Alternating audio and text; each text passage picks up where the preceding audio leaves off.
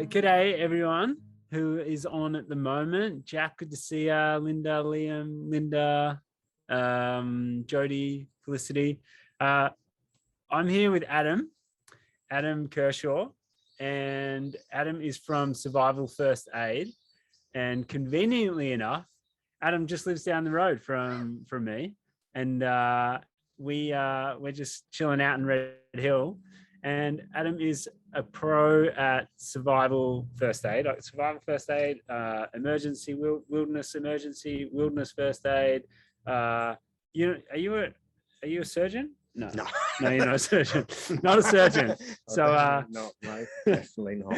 But yeah, so Adam's just a pure outdoor lover as well, and we've spoken a lot in the past about like Adam came to me once and said like making specific wilderness first aid courses for ultra runners, because ultra runners or people who are running in outdoors carry just a certain set of equipment generally.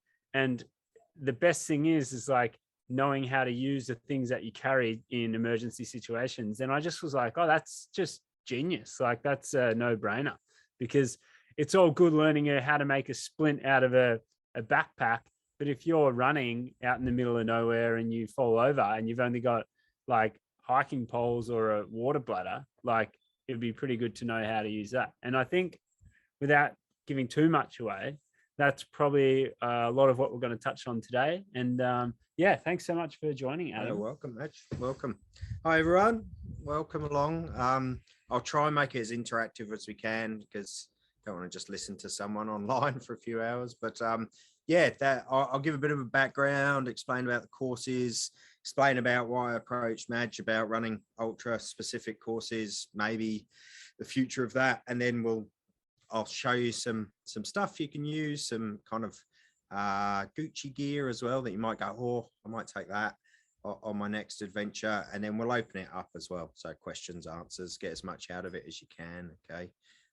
So my background's outdoors, expeditioning. Used to take groups over month-long expeditions overseas, so Nepal, Kyrgyzstan, Mongolia, Venezuela, Borneo, always doing hikes overseas. It was generally young kids at school, and we'd do long hikes and then projects in remote communities, and then outdoor ed here in Australia, and then that evolved. I always had to do my wilderness first aid to be a guide, and that evolved to me then going, I quite like this wilderness first aid thing. Became a medic, so I went on and became an EMT.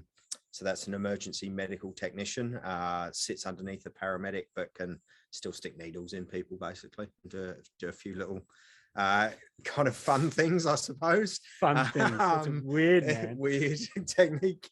And then I set up my own business called Survive First Aid, and we specialize in training all the outdoor guides. Did it nationally until this lovely thing hit us across the last couple of years, which focused me in Victoria, which is kind of good. I'm happy to be just in Victoria. Got a trainer in Tassie, trainer in WA. They run courses, but stopped traveling to Queensland, New South Wales. I don't know if I'll open up there again or if I'll just focus here. And then we've actually just got a contract as well. We're going to become a provider for Rescue 3. So we're going to do all the swift water rescue courses in Victoria and stuff as well in the next foreseeable year. And then we're partnered up with an avalanche crew as well. So my passion is rescue, but in austere environments, in that kind of out there environment, okay, where it's going to be days to help. Having run courses over the last few years, I've noticed a whole bunch of people coming on courses. Oh, who are you from? Oh, I'm from private school. I work at this company. And then a whole bunch of crew, I'm an ultra runner. And I'm like, oh, cool. And then we teach the course. And when I'm teaching the course, and we're like, so you'll have your tent, or you'll have this, or you have that. And the ultra runners always go, no, I don't have that. I'm like, no, of course you don't. Don't have any of that. And so it kind of got my thinking. Then I went and worked as a medic for Deb Sharp, Endurance Medical, and worked on the hut to hut. Sat at the bottom of 4 Mile Spur and picked people up in pieces as they came down when it was about 40 degrees in the river there, and dealt with a few things there over that weekend. And then kind of it spurred my interest in more, and then and got to know people, friends along the way that have gone into ultra running as well. And yeah, just thought that there needs to be some more training out there for ultra races, and more specifically along that way. So the wilderness courses specifically, they tend to be 4 days. They're intensive. They're 4 days. It's all about patient care, patient assessments, dealing with someone until emergency services can get there, which can be a long time, and you don't actually have to be that far from help. So for instance, living in Red Hill, everyone here training on the 2 bays, people that run around all the trails here, you wouldn't class the Mornington Peninsula as a wilderness area, I wouldn't have thought. But once you're on the 2 bays, say you're in Greensbush, if you hurt yourself there or you're bitten by a snake, that's a helicopter. That's a helicopter. So, and there's 4 helicopters in Victoria. So if they're out and about, that's going to be hours and hours and hours. So you don't actually have to be that far from help to be in a kind of wilderness environment. And then if you really get out there and you're on the Crosscut Saw in Victoria, or you bogong and you're doing some actual proper kind of ultra runs, you're so exposed. It doesn't take long for things to go massively wrong very quickly. And then the further afield, the cradle ones that people do, or the Southwest Track, or whatever you do, I mean, the responses could be a long time. Having dealt with helicopters and seen helicopters come into situations, you call it, you hope it's going to be there within 45 minutes, and then you pray, and it might be 4 hours later, and you're still not that far from help. So having just met Hillary online recently, but with your recent bogong misadventure, how long was the call there, Hillary? Good question. Margot, who's with me, she was the one who made the call, so she could probably remember a bit better than I did. Okay. How long did it take? An hour? Yeah. An hour and a half, I'd say, to 2 hours. Yeah. Because we made the decision, we sent Margot up to the hut to call, and then we went, then they came down and got me and took me up to the hut, which took about 40 minutes, and then called again. And then they said it'd be about 40 minutes, which so maybe, but we were lucky. But it was also lockdown, had just gone into lockdown that day, which is probably good because there weren't too many people out getting into trouble like I was. Yeah, so specifically in Victoria, I don't know if people know, but there's 4 kind of main air ambulances around. So you've got the Essendon one, you've got Morwell, Traralgon, which does the whole high country area, and Wilson's Prom. You've got Bendigo, which obviously does the other side and up towards Mildura. And then you've got one down in Warrnambool, which does kind of most of the ocean stuff, Grey Ocean Road, but also will go and help out in Tasmania as well and fly across the strait. They're all super capable. We've got an amazing aeromedical response here in Victoria, some of the highest in the world. The MICA flight paramedics in Victoria, some of the highest trained in the world. So we've got great standard of care. But if there's a road traffic accident on the Monash and it's got 3 choppers there because everyone's critical, it means they're not coming to you. Okay, so it really does depend. Roughly, you get about 3,500 calls a day in Victoria, emergency response into the call centre. But on the thunderstorm asthma event, 4 or 5 years ago in November, they had 8,500 calls that day. Okay, so if you're out running that day, something goes wrong, good luck.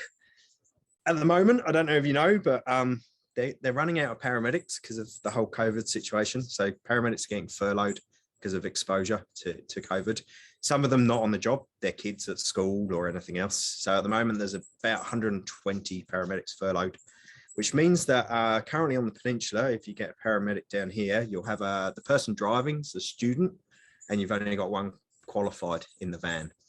Okay, so that's going to become more and more stretched in the next 6 months or so. So when you're out there, the responses are going to be even longer. They're going to take a bit longer to get there, and the care that you get won't be a lesser standard, but it's going to be harder. It's going to be tougher, okay, in Victoria for the next little foreseeable future. Okay, so it's going to take a little while. So there's going to be a delay in getting those responses. When you're running your events, you're probably quite well supported. You might have Enduro Medical Services, Deb Sharp, running her crew out there, or someone else, and they're quite organised from what I can see, having been on some.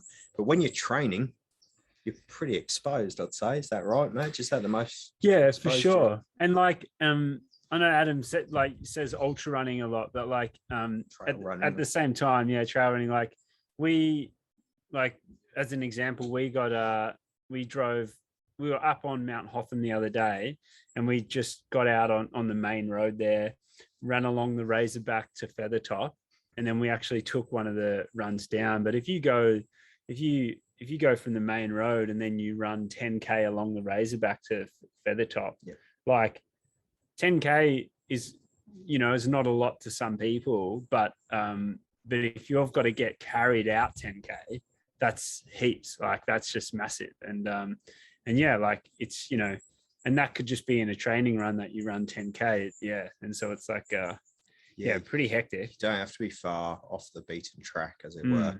Paramedics are paid to be on road. Okay. So they're paid to be on bitumen. As soon as you go off road, i.e. to the beach or single track, they actually have no responsibility to get there. Right. It's aeromedical support then, or SES or police. So the delay in getting to you is sometimes just the OH&S about the safety of the response crew. So as Madge said, if you're 10Ks in and they got to carry you out, cool. But what about the safety of the crew coming into you and the OH&S then carrying everything in and the safety around that? So for instance, to carry someone out on a stretcher, you often need a group of 14 people. Okay. Without that, they won't take a stretcher in. So the resources involved are huge. So hopefully you can get an aeromedical support and you can get winched out as Hillary did, and it's a little bit smoother. And then they can the advantage of getting the aeromedical crew into you as well, and people not walking into you, is you'll get that pain medication much quicker as well, which makes life a little bit better for everyone. And we can answer some questions about that in a bit and go through that kind of stuff. Okay, but I thought if we open it up and see if there's any questions now, but then what I'll do is I'll go through some gear that I've brought here as well and talk to you about some benefits of gear you might want to consider on your practice kind of runs, even if it's just 5Ks, 10Ks, time of year, all that kind of stuff that you might want to consider compared to what you might actually carry in an event, which might actually be less because you've got more support there. But until we keep talking, is there any questions yet or anything that anybody wants to bring up? Have you got a green whistle I can try? Not on me, but I'm sure we can get. I can maybe ketamine might be better. We'll go down that route. We'll talk about pain meds in a bit. Anything else? Yeah, I've got a question. I know you go, Jodie. Yeah. I beat you for once, Hillary. Yeah. Doesn't happen. It's not a running question. It's actually a medical question. So I grew up in New Zealand and I've been living in Australia for 16 years. Yep. And I've never seen a snake in the wild, like ever. And believe me, I've gone looking for snakes in the wild. I've never found one. How often do you actually get a snake bite? Not that often. There's a couple of thousand snake bites every year in Australia. Most of them are snake handlers or people riling up snakes. Okay. Very rarely do you get someone coming across a snake in the bush that's bitten. The reason is snakes don't want to be a part of us. Okay. There has been a few though over the years, and I've had friends. I've had a guide who was bitten on the Great Ocean Road walk, walking with a group. The most I've seen in a morning has been nine in the morning, but that's on a river. Funnily enough, as raft guiding. When it's a hot day, you're going to see them around rivers as much as anything. In the bush, they're going to keep themselves. They see you, they disappear. But I can definitely dispel a few myths here, Jodie, and put you on them. So the advanced course that I run and been involved with, funnily enough, with the flight paramedic, Sean, that picked up Hillary. So Sean was on that course with me. We get a snake handler in, and he brings in the most venomous snakes in Australia at Mount Buller. Out there in the theatre there is where we run the advanced course, and he gets snakes out on the carpet there, and we deal with an inland taipan, a red belly black, tiger snake, eastern brown, and he goes through the behavior and everything else and what happens when you're bitten. And then it's quite intense as you can go, and there's a bunch of medics in there all thinking, what are we doing? Because no one wants basically being bitten along the way. But essentially, behavior, there's a lot of myths around it. People think that snakes, you should go along and make lots of noise. Snakes are deaf, so there's no point making noise. Okay, it doesn't really work. They work off contrasting colors. Okay, so if you're working with different contrasting colors, they pick up on that, and they pick up on movement. Yeah, when they do see that movement as well, they're not always going to disappear. They're not always going to go, let's get out of here. Because if they see movement, they might think it's prey, as in something getting them, like an eagle or something. So therefore, they sometimes just go flat and stay still. and they're going to stay there until that person or the threat moves away, because as soon as they move, the prey can then see them move and then go for them. Okay, so if you see a snake and they're out on the trail and they're still, it often requires you to go around them, as opposed, don't start chucking rocks at them, because that's going to annoy them a little bit as well. They also don't have venom stored up. It's not like a needle. Venom's in the hypodermic needle. They strike and you get the venom straight away. They have to build it up. They build it in their glands. You can see the side of their heads throb when they're aggravated, and that's them building up the venom. So you don't want to get struck by a snake if it's been sitting there for a while, getting scared of you. Okay, so if you tread on a snake and they react, very unlikely there's going to be venom. However, if they then react a second or third time, or if we were out trail running and Madge kicked a stone onto a snake and then I get bitten, chances are I'm going to get venom because they've got aggravated first. Okay. When you get them, the problem is you don't know if you've been envenomated or not. So we have to treat the same, because as soon as there's a puncture to the skin, there's a chance that there's venom in the skin, in the lymphatic system. And the venom is also live. So on the advanced course, we had an inland or a coastal taipan strike the presenter on his trousers and his shoe, and I was about 10 meters away, and I could see this coastal taipan kind of pulse, and you could see the venom drip out onto this guy's shoe and onto the carpet at Mount Buller. And he got us to get boiling water to pour on that after, to denature the proteins, because otherwise it'd say that could be live for 3 months. So someone with a cut could then go and scrape the carpet in 3 months' time and get envenomated. Whoa. Okay, so if you are out and a snake whacks your shoe and you're like, "Oh, that was lucky," and you keep going and you haven't broken the skin, when you get home, just pour some boiling water on your shoe, okay, or something like that, to denature that protein in case there's been any venom on there. But the best thing we can do as well, Jody, I can't see you, but I know you asked the question, is carrying a decent snakebite bandage. And this is one thing I would highly recommend. Even a run around here in the summer, Madge probably doesn't carry anything. I've seen him out running. You've got nothing on you, mate. Okay? Yeah, pretty bad. But something like that, it's literally the one thing. I ride. I don't really run, but I ride around here a fair bit, mountain biking and up at Buller. This can stop a bleed. This can help with a fracture. This can bind broken legs together. This can support a sprained ankle. This can do everything. But also the main reason, there's some squares on there. You can see rectangles. When you pull that to a square, that's the right pressure to place on for snake bandage. Okay, so placing this on a person or yourself, overlapping it as you do it. So you stretch it until you get squares, you lap it over so you can see green squares all the way up the bandage, up the arm or the leg. And that's the right pressure to help stop that venom spread anymore, as long as you obviously stay still as well. Okay, but that's the one kit that I reckon. So it's like a rectangle. It's like a rectangle, but then it goes to a square shape. When you. That is super cool. And I will demo it on Madge. Okay, so doesn't matter where you're bitten, arm or leg, just start the furthest away. Okay, so if you've been on leg, just start the toes. If you've bitten on the arm, okay, we'll start here. But what you want to do is put it on, and as I put it on, I'm just going to pull this so I can see a square. And keep going, and you want to overlap it so you can see the squares underneath. And the same, you can see that I'm halfway through. I've pretty much done the arm, so this would nearly do a whole leg. Okay, and the worst thing would be up here for Madge long term is this pressure around here, this clothing. It's going to create some pressure sores up here. So if you can, cut off the clothing or get him to take the top off first or anything else. A little bit of movement's not the end of the world. Does it matter where so you start away from the Just bottom? start away and come up. Start away and then come up. Yeah. If you had two, you could start, go down, come up and go, but you're not going to carry two. You're trail running. You're going to carry the bare minimum. Okay. So I ride with one. Okay. And then it's quite tight, you imagine? Yeah. It's like, it's a comfortable tight, and you can see the squares. There's squares. Good squares, Adam. Thanks, mate. So Jody, if there's one thing I'd carry, it would be this. the reason is as well, you can actually stop a bleed with this. You can actually tie 2 legs together with this if they're fractured. You can, if Madge had done his collarbone, you could actually bind his arm around his body with this as well. So you don't need to carry anything else, just the one bandage to do everything. Okay. But for snakes in Australia, you're running on your own, big thing to do. Make sure you've got decent snake bite bandage. These ones are called smart bandages because they help think for us. And I reckon it's the best kit I've seen probably in the last 20 years of stuff in Australia that's come out. It's really, really good. All right. So have a think about that. Jodie, Thanks for that. No problems. Any questions around it?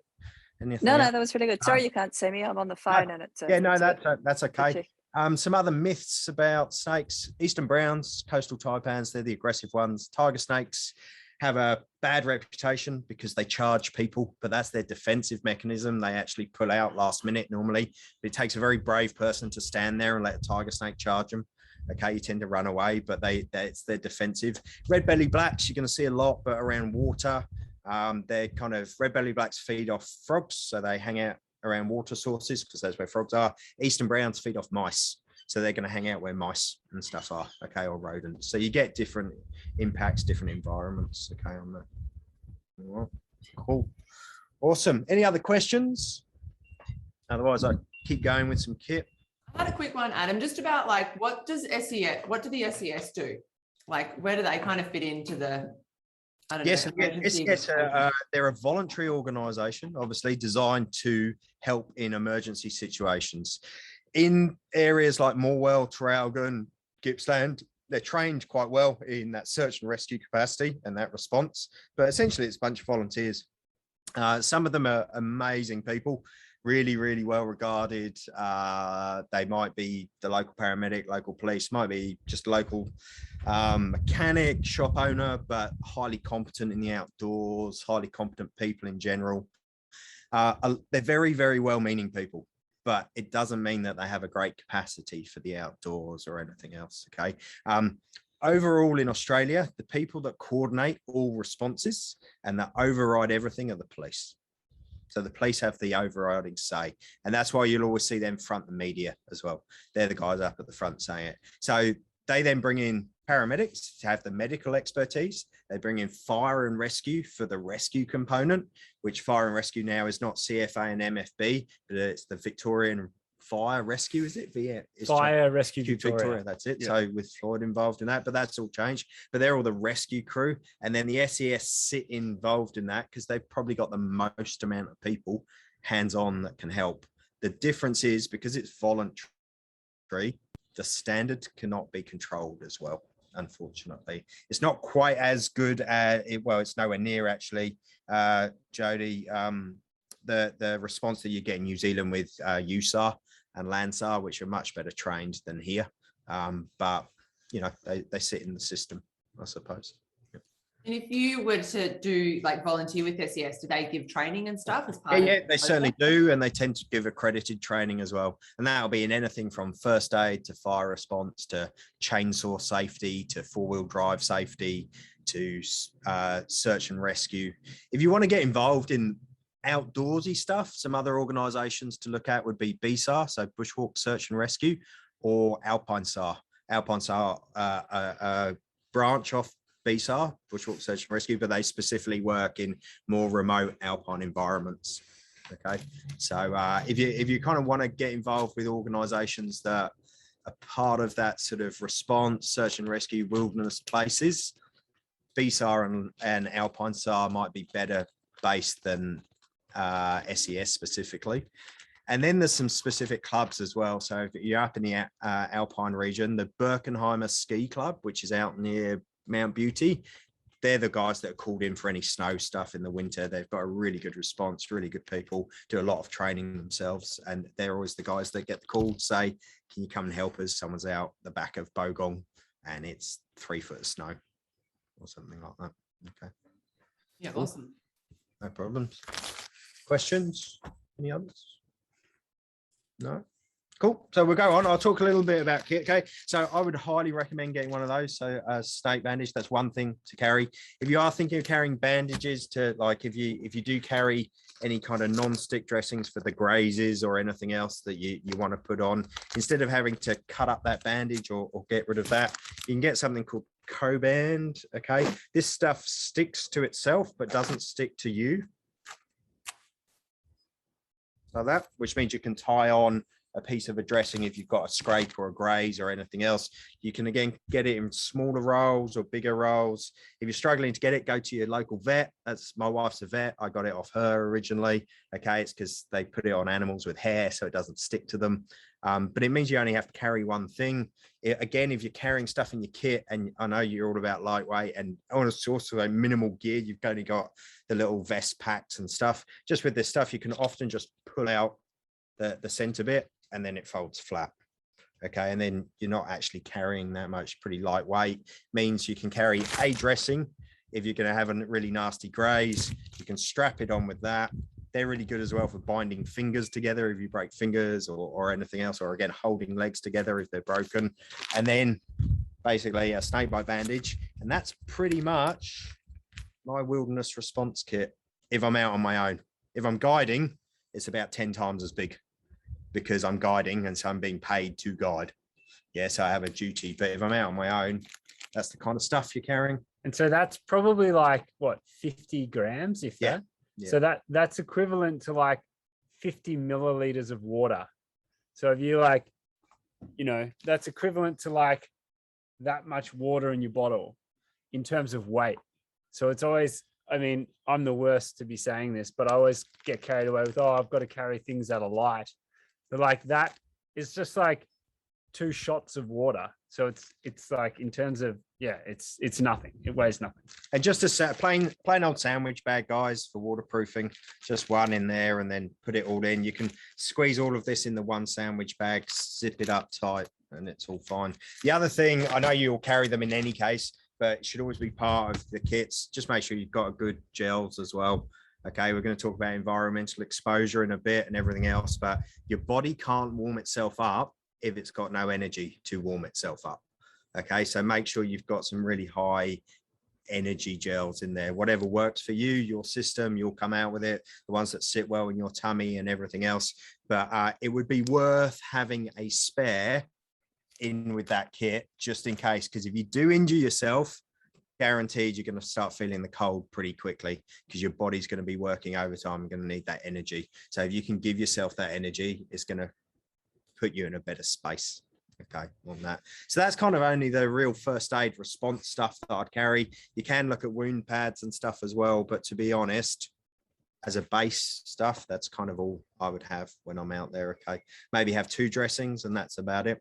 Okay, then looking at some other stuff, so looking at environmental exposure. So the big thing when you get injured, okay, or when you get sick, so if you're struggling or you're messing up your hydration out there, you're vomiting, you've got diarrhea, or then you injure yourself, you fracture a leg or anything else, you're going to go in some kind of shock, physiological shock.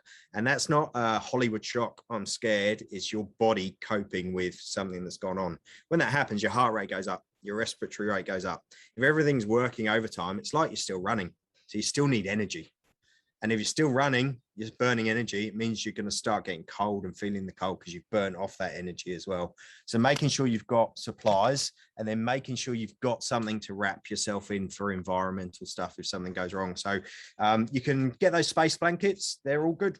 They're pretty good. They only work if you're producing your own heat. If you wrap a space blanket around someone that's really cold, it doesn't do much for warming them up. However, if you wrap it around someone that you can then give sugars to, and you can maybe put something warm in there with them, it's going to trap that heat in really well. Okay. This is a bit more of a Gucci space blanket. It's probably a bit big. Maybe it fit in your pack for those longer runs. Maybe you just take a space blanket if you're just doing a 10K one or something like that, 5K. If you're out there doing a big run, a big training run, a 40K, a 50K, maybe you're not up for that yet, that's fine, but you're doing only a 10K, but it's more remote, it's out to feather top. The advantage of this space blanket is it can actually be pitched as a tent. So it comes with guys and it can fit 2 people in there. So you can actually have a shelter. out there as well. So once you injure yourself, you're going to be on the ground. You're going to feel the cold of the ground. You're going to start going, oh, this is a bit tough. You're going to get your rain jacket out. You're probably in your shorts or your skins. I don't know if you're carrying long pants or not. Maybe get your beanie on. You're going to start really feeling it. You want to keep yourself warm as soon as you can. Don't wait until you're cold. Wrap yourself up as soon as you can. Get that gel inside you. But if you can, pitch it and have more of a shelter, so then if the rain comes, it's going to run off you. It's going to be a slightly better system. Okay. I understand it's a bit bulkier. That's a 2-person one. Okay. So if you're running with 2 people, that's definitely something to consider. They're only about $30 online at Amazon. Okay. I'll get you can just put it in 2-person kind of reflective bivvy or space blanket. This one, I think, is called Sergeant Emergency 2-person. I have no affiliation. I would go on Amazon, Google, price, sort, lowest to highest. Go down that route. Okay, they're all the same. Doesn't matter. Okay, but that's the size of it in your palm. Okay, on there. Cool. So that's sort of environmental. If you can then provide a heat source inside, the heat source is then going to get trapped underneath the space blanket. $1 hot hands certainly help. Okay, so they're a chemical reaction. Crack them, 10 hours of heat. They need to be exposed to oxygen. It's a charcoal reaction. It's not going to warm up the whole body, but it's certainly going to provide some kind of companionship and go, oh, I feel a little bit better. Okay, so putting those around your hands. You can even put one underneath your beanie. Okay, just be aware if you trap it away from the air, they don't work very well. So sometimes you have to take it out from your beanie, shake it in the air, the reaction keeps going, and then put it underneath again. It builds up over time. So the first 20 minutes, you're like, oh, this isn't working. After about an hour, that's when they really kick in. Okay, so that's a hot hand. If you're doing alpine stuff and the snow around and you're unsure, you can actually get these. These are called ready heat vests. This is vacuum sealed. The vest has a bunch of these in it. So what you can do, they're one-off use. But if you're doing an alpine thing with a bunch of mates, maybe one of you carries a bivvy, one of you carries this in your running vest. Crack this open, it's going to give you 10 hours of heat. 10 hours underneath the bivvy, you guys are sorted, because you'll get rescued, but you're not then going to become hypothermic while you're waiting for the rescue. Okay, so preventative of that environmental stuff. They come with full blankets. They use them post-surgery nowadays. So you go into surgery, super cold environment, so bacteria and stuff as well. So you're stripped down, you're naked, you're cut open. The theatre room's really cold because they don't want surgeons sweating, but also to stop bacteria spread, everything else. You come out of that and you're covered in a blanket that's got these ready heat cells in it, but they've done a vest as well. Okay, I'd just go with the vest. I don't think you need to go for the full blanket. Okay, so certainly something to do. Ready Heat's the brand in Australia that you can get. I don't know of another one that you can get in Australia. For something like that, it's about $30. Lasts until you use it, but then it's only a one-off use. You are only using this if you're waiting for a helicopter to come, basically. Okay. Cool. Any thoughts on those? Anybody want any questions on those or info? Stuff? No, just looking at it. The hot hand stuff you can just buy down the road. The ready heat stuff you got to order online. Okay, cool. And then we'll go through splinting and stuff in a second, because that's your main kind of stuff with the ankles and everything else.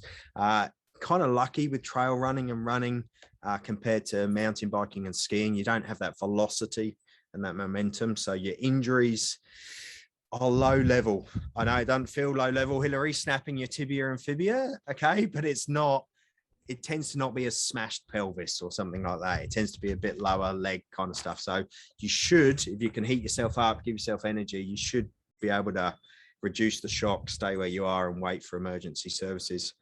Calling emergency services, PLBs, guys, these are the things to kind of get, okay. So this is mine. It's a KTI one, so that size, okay, on your hand, okay, or anything else. You buy it $230, $250, and it lasts 10 years. So that's $23 a year in my book. $16 a year for ambulance cover. So therefore, it's around $40 a year to guarantee someone's going to come and get you. I think that's pretty good value in Australia, to be honest. I don't think you can get much better value than that around the world. I would carry that anywhere over a Garmin InReach, a Spot device, a sat phone, or anything else. Why? Because when you set it off, this bounces off everything. This bounces off the plane flying overhead, bounces off the radio tower, bounces off the four-wheel drive guy that's driven over there on a different ridge, bounces off everything. It goes to the Joint Search and Rescue team in Canberra, who will then coordinate it based on your location of this, okay? Got a unique hex code on the back. When you buy it, you have to register it. They'll plug that in and they'll go, oh, this one's registered to Adam Kershaw. They look up my next of kin. They'll ring Sophie, my wife. They'll go, Sophie, where's Adam? We've had his PLB go off, and she'll go, well, yeah, he's out in the high country at the moment. Yep, that's where we've had it roughly go off. Do you know what he's got with him? Do you know who he's with? Do you know the kind of gear he's got? So they start building a picture, as in how quickly do they need to get to you? Okay, so they're getting history beforehand, okay, as they go. The advantage of this as well is it pings. Once it pings off one device, pings off another, pings off a third, you get a pretty accurate triangulation of your spot. The helicopter will fly to that ping. Yeah, so no longer is it you communicating, going, I think I'm here on 5Ks, on this K from Feathertop Hut, on this from Cope Hut, wherever. It's just an accurate location. If you struggle to get these or you don't want to get one, that's fine. If you're going up to the high country, hit up the local police stations. They often have these and they'll rent them out for $100 returnable deposit. So you pay $100, get one, go out, registered, come back, give it in, they give you $100 back. Okay. Can't guarantee that they're available. I can't guarantee that every police station has them, but I know that a few in the wilderness areas definitely encourage it. So Mansfield Police Station used to have them. If you're going down to Tassie in the southwest, they used to encourage getting them there. Cradle Mountain, I think they hire them out there as well. Okay, so you don't have to buy one. But for me, $23 a year, I think it's pretty good value. Okay, not too bad. For one kind of, it doesn't matter which brand you get, as long as it's called a PLB, personal locating beacon. All right. Questions on that, or Madge questions, or anyone else? No. Really legit. It's super light too. It's like, again, like probably 80 grams, 100 grams maybe. If that, yeah. They're pretty good. They're water resistant as well. You don't have to carry it in that thing. Some of them come with an arm. That one actually comes with an armband, so you can put it on your arm if you want, but it'll just slot in your vest, somewhere in your vest. All right, cool. One quick question on that, Adam. Yep. Can you use that internationally if you buy one in Australia? Yeah, you can. You just got to register it. Yeah. So what you do is you register your trips on there. Okay, and they're international, they'll ping, but they'll contact Joint Search and Rescue here in Canberra and say this PLB's gone off. You can register and put in your trip. So I can log into that and I can even upload files of my routes and everything else if I'm that. The first time you buy it, it's really good and you do it. I don't think I've updated mine for about 3 years. So it just goes off and they'll find me. But if I was doing a big trip with my kids or something, yeah, maybe if I did the Southwest with them or Cradle, I'd probably upload it and say, this is where I'm going. This is my plan. And this is my, and they have access to all of that as well. But yeah, they do work internationally. The expedition companies that I used to work for, we all carried one, and ours would go through RAF Kinloss in Scotland. We'd have roughly 500 expeditions out in one season, and we'd have roughly 5 go off. So about 1% a year go off, from altitude sickness in Peru to a head injury in Namibia to wherever. And I used to work in the triage center dealing with those. And they certainly really help because they give you an exact ping that you can then send a helicopter to. Okay. So yeah, they're pretty useful. Is that ping live? So if you, I guess once you ping it, you just stay exactly where you are. Yeah, but if you start moving, it will go with you. Okay, it will. It's live. Yeah, completely live. Lasts for about 24 hours, and then they recommend that you switch it off, switch it on, switch it off, switch it on every hour or so. But if someone hasn't gone over you in 24 hours, I'd be surprised to pinpoint you. Here in Victoria, how they work is send a PLB off. The first thing that's going to come overhead is a Learjet, not a helicopter. So they fly Learjets out and they try and get eyes on, and they go, yep, that's where they are. And then they can confirm where you are. So a group is located where that ping is. Then they send the helicopter. And the reason being, they don't want helicopters to waste fuel doing a search pattern to then have to hover to winch, because they might spot you and then go, I don't have enough fuel now to hover and winch, so they have to go off. Okay, so they tend to send a Learjet first on a search pattern. They spot you, they confirm it, then the rescue helicopter comes. Okay, so that's how it kind of works.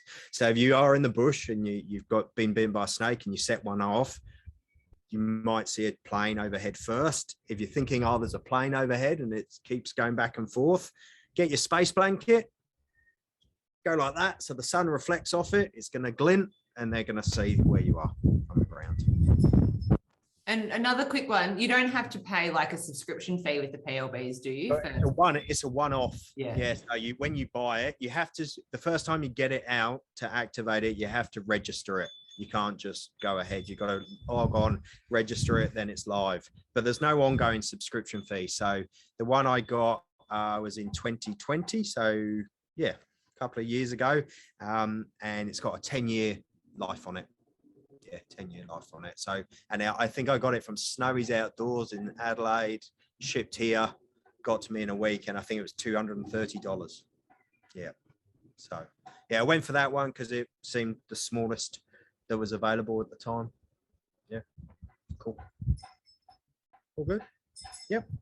So the biggest thing I reckon that you guys deal with, and get me wrong, apart from dehydration, vomiting, and all of that kind of stuff, and energy kind of stuff, would probably be sprained ankles and lower ankle injuries, or if you fall, a wrist that goes out. Okay. With those, you need to create some sort of splint to stabilize that injury. The simplest splint is to tie whatever part of the body that's injured to another part of the body. It's called anatomical splinting, and you can do that with the same snakebite bandage that was carried before, or with Coband, because it's going to stick to itself. Just wrap it round. Okay, so you can anatomically splint a wrist to here. With legs, you can anatomically splint them together. Okay, with legs, you can actually splint them together by just tying the shoelaces together. Tie two shoelaces together, the legs then stay together. If you imagine when you create a fracture, you got a bone that's going to move, and it's that movement of the bone that's causing the pain. Okay, when you go in hospital, they reset it so it's in line, and then they put you in a cast. The cast is what's holding it in position so it doesn't move, so it can repair. We need to try and create an infield cast. Even though the bones may be out of place, that's okay. If it doesn't move, the pain's going to go down. There's still going to be a lot of pain. You fractured your bone, but less movement, less pain. Okay, so trying to create some sort of splint. You can look at poles that you're going to carry out there, that's fine, but poles don't mold very well. Okay, so if you've got a deformed kind of like a collis fracture, a dinner fork fracture of your wrist, and it's like this, it's going to be really hard to splint that to it, because you don't want to move the fracture, because that's going to increase the pain. Okay, so even though you've got poles and sticks, they're actually really hard to create an effective splint.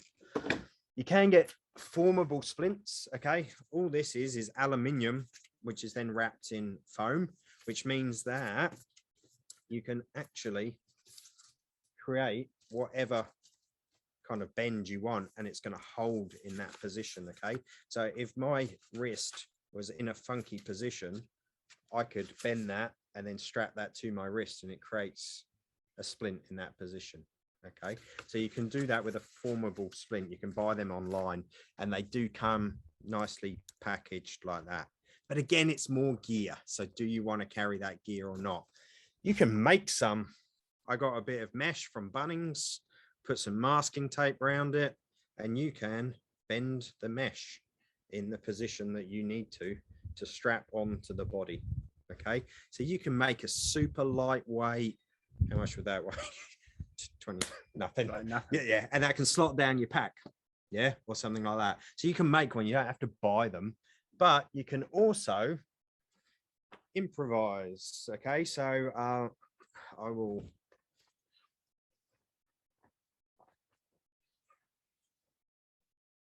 So what you can do is you can put air inside your water bladder, and then Madge, I could strap Madge's wrist to that. Okay. And then when it's strapped on there, you hold that, I could put more air in it, and it's going to create an air splint. Okay, so the air folds around where the break is. So you put a little bit on, you strap it on, and then you put some more air into it as well. Now we're showing it on a wrist because it's easy in this presentation, but you can do that with an ankle. So with a leg, literally put this air splint, which is your bladder, between the legs, tie the legs together with the snakebite bandage, and then inflate until it's held in position, creating that splint and that stability. If your leg then swells and you're like, oh, it's become a bit painful, you release a bit of air. It's that easy. And then if you want to put more air in, you put more air in. You can do that as well with the kind of water things, soft flasks that you've got as well. The only disadvantage with soft flasks is the size of them. They're only about 500 mil, some of them, which means it's quite hard to get that support or anything else compared to, what's that, 2.5, 3 litre? 3 litre one. But I understand people have got soft flasks as well, so it doesn't really matter. You can use soft flasks between legs as well. You probably just need a couple. Disadvantage is you've got to get rid of the water. You can do this with water in it. If you've drunk some, it's just, and then you can still drink water out and then blow air in as well. But it takes a bit of a thought process to go through that at the time, and you're probably kind of injured and sick. Okay, with all fractures, dislocations, bad sprains, anything else, you want to stabilize that in the position of comfort.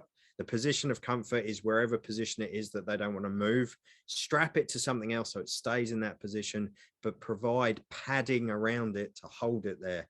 If you can provide padding with air, it's completely adjustable. Okay, which means you don't have a nasty bit of your walking pole sticking in, creating a pressure sore. All right, makes sense? Yeah.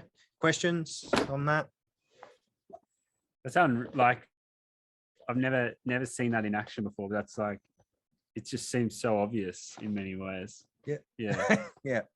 Yeah. So this is kind of stuff I've just done a brief session today for you for ultra stuff, but on the wilderness course, this is what we get people to do. We do scenarios, we get them out there, we provide a bunch of training gear, they improvise, they practice, they do stuff with sleeping bags, they do stuff with mats, they improvise. We ask them to use this as a soft collar, we do it as a wrist. We say, how does it feel? You get to be patient, so you get to have stuff strapped to you and go, that was really uncomfortable, or it wasn't.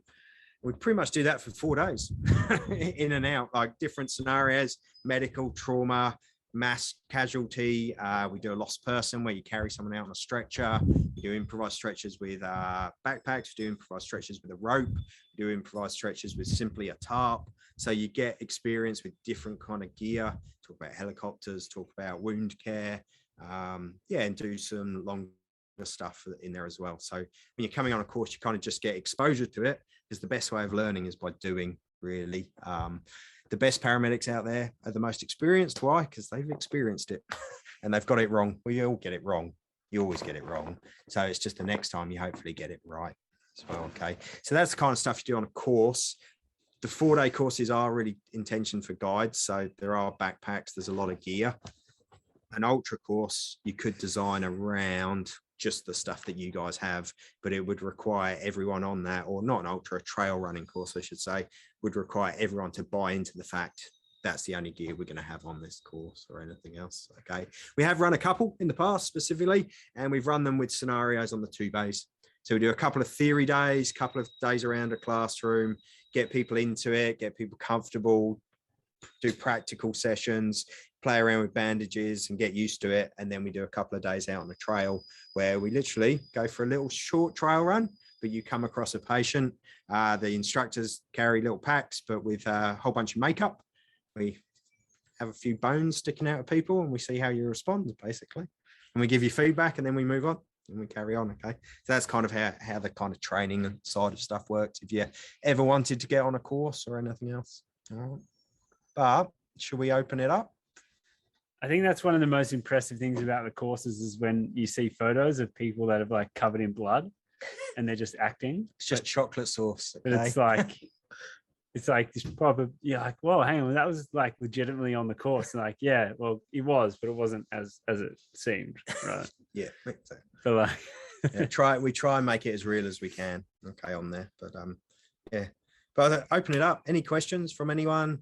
Obviously, I haven't got like hours and hours, but I'm happy to stick around longer than an hour as well. So please ask anything. Happy to.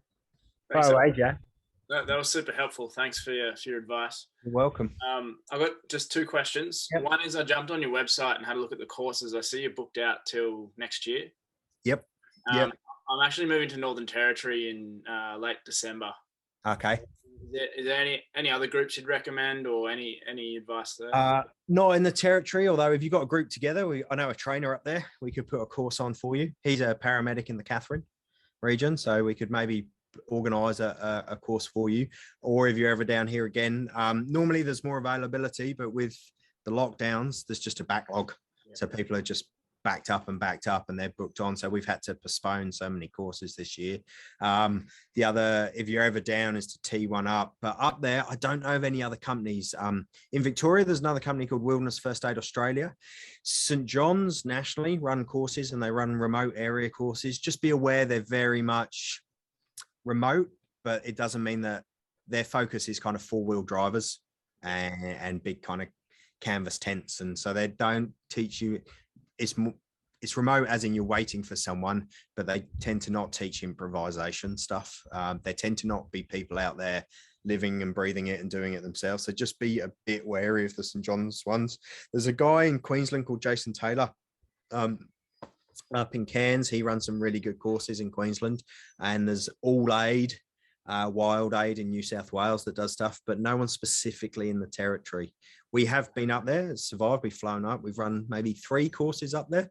So we're happy to come up. We just need a minimum number of 10 people, and then we organise dates and someone flies up and runs a course for you. Yes, that would be an option, is if you can get a crew together, we'll come up to you. Awesome. Thank you. No I just had one more question. Are there any things you'd recommend using in the sort of natural environment to help splint or food-based things? Yeah. So splinting wise, yep, you can go down the route of any kind of stick, plant, anything else. I would personally try and get some sort of paper bark or something like that that's going to be rigid, but you can kind of mold it if you can get that kind of stuff along the way.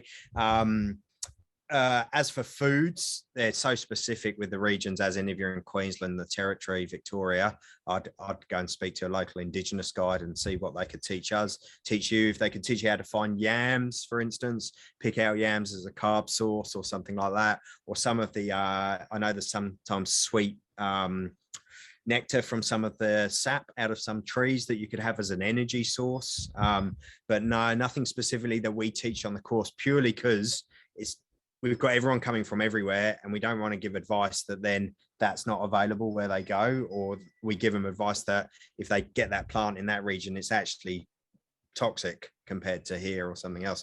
So I'd always look at the local rangers. I personally think if you can go on a local Indigenous tour, so down here, there's Lionel Louch. He runs Indigicate tours on the peninsula, and he'll take you anywhere from Shoreham to 13 Beach, and he'll teach you anything that you can eat in the bush. So if you're on the peninsula, I highly recommend Lionel. I've been with him a couple of times.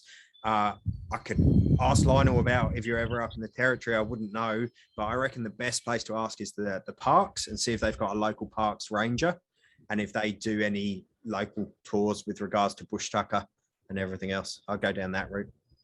Cool. All right. Thanks, Joe. No problems, Joe. No problems.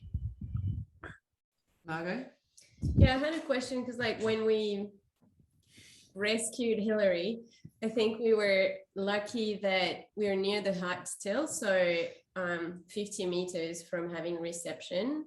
Yep. But other than that, we didn't have a PLB or anything. Yep. And I feel like in all of it, we were lucky that we were that near. And had we been even, like an hour Yep. further, there was really no reception. So I was just wondering, in this kind of case where you don't have a PLB, you don't have reception, there's 3 of us.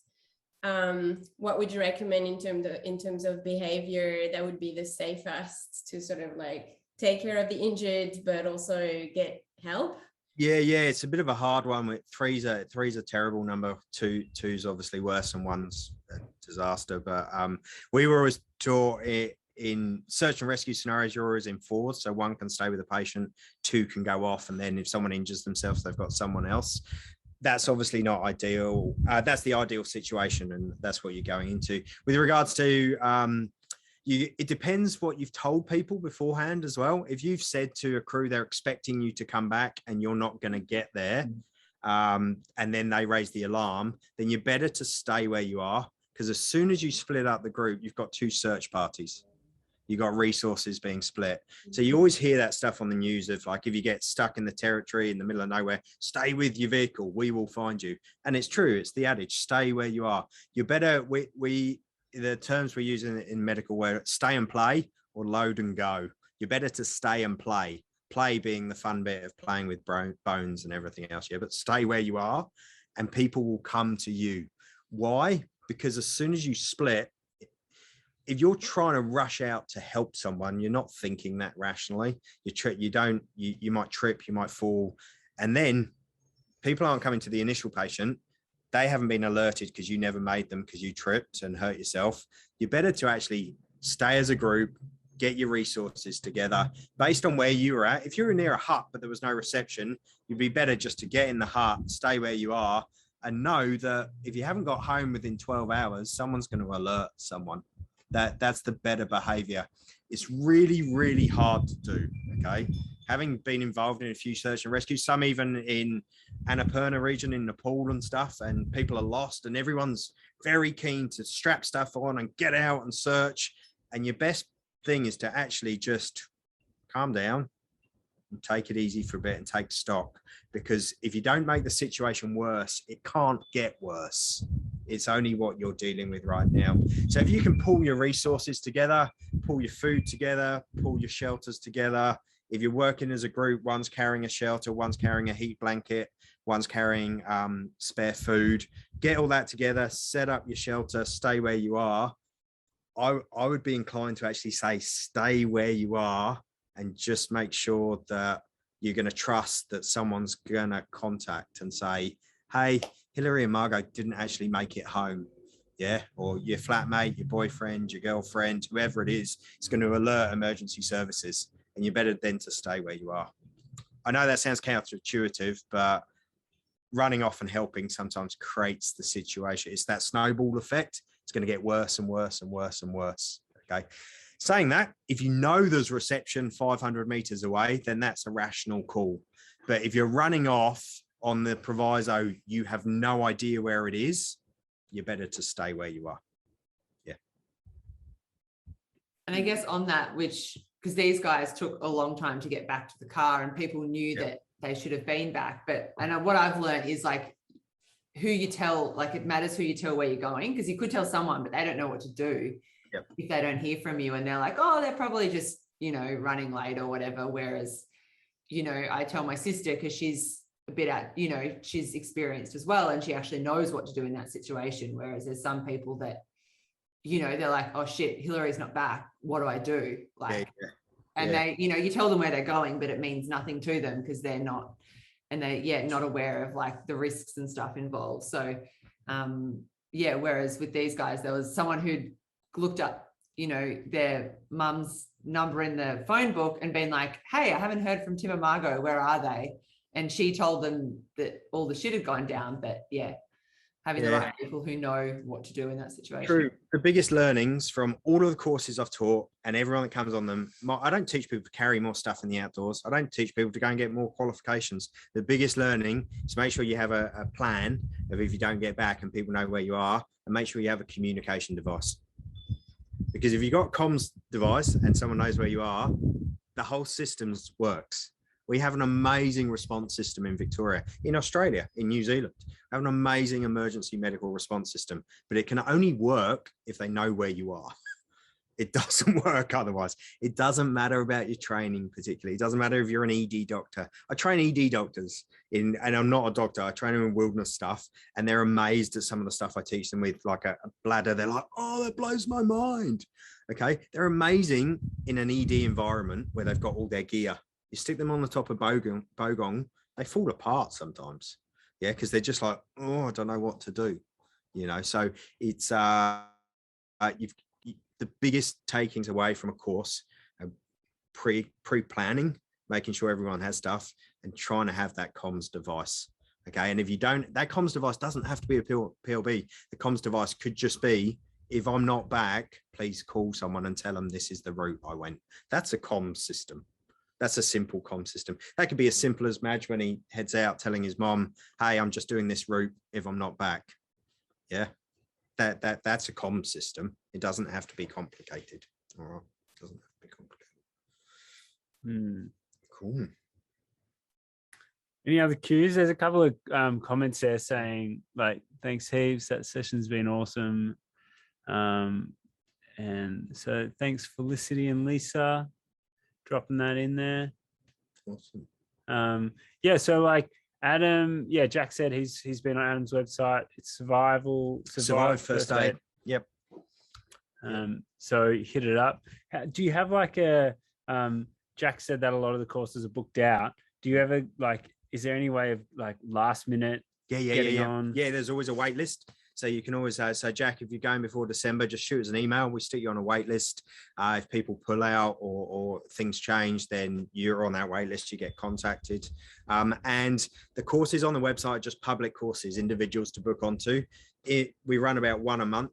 In between those, we're running private courses for the guiding companies, for the private schools, for expedition companies, for parks, Victoria, for fisheries, for SES, for whoever contacts us. So if you get a group together, the minimum number is 10, we can run a private course at different times. Okay, that's how it works, and that's how the kind of company works. So public courses, individuals book onto, they run, they happen. Private courses are negotiated. But yeah, we're fully booked now to the end of Feb. I don't have a week off. Okay, so coming out of lockdown, there's a backlog. It's on. So everyone that works for me works as paramedic or a nurse or a medic, and they have a background in the outdoors. So they don't teach every week, but they'll teach. Then they'll go and do medic work or expedition work or something. Come back, teach another course. So it's kind of a balance. But as a company, we're booked up until Feb, March at this stage. Okay. So yeah. Cool. Well, thanks everyone. If there's no more questions, but please feel free to ask if you do have one. There's no silly question in outdoor. There isn't. First aid, there definitely isn't. And if something crops up after, just jump on the website, shoot through a contact, say, I'll listen to you here. I want this. I'll get back to you. I'll let you know as soon as I can. Okay. Awesome. I don't Thank think. you, Adam. Oh, Thanks, welcome. Adam. Hope we never have to use that knowledge I again. hope so too. Yeah. Yeah, sweet. All right then. Well, yeah, okay. Well, keep well, everyone, and keep. I mean, sometimes we can't keep safe, but we can keep aware of what's going on. So let's do that. Oh, Hillary, you've recorded this. I just looked and it said I hadn't recorded it. I'm like, No, record All over it. And another thing that it was interesting that you mentioned this about the snakes, but bright clothing just makes so much different. Like, yeah, that contrasting color. Yeah, especially when you're getting rescued. Yeah, don't go running in Australian eucalyptus bush in like eucalyptus colors. It doesn't work. Something bright colors. Okay. Yeah. Or run in something not bright, but have a really bright rain jacket to put on. Yeah. Or carry a flag. Can we run with flags? Yeah, can we get that? Yeah. You can see your flags everywhere in the bush. Or a cape. Or a cape. You can Superman. Just I'm all for it, to be honest.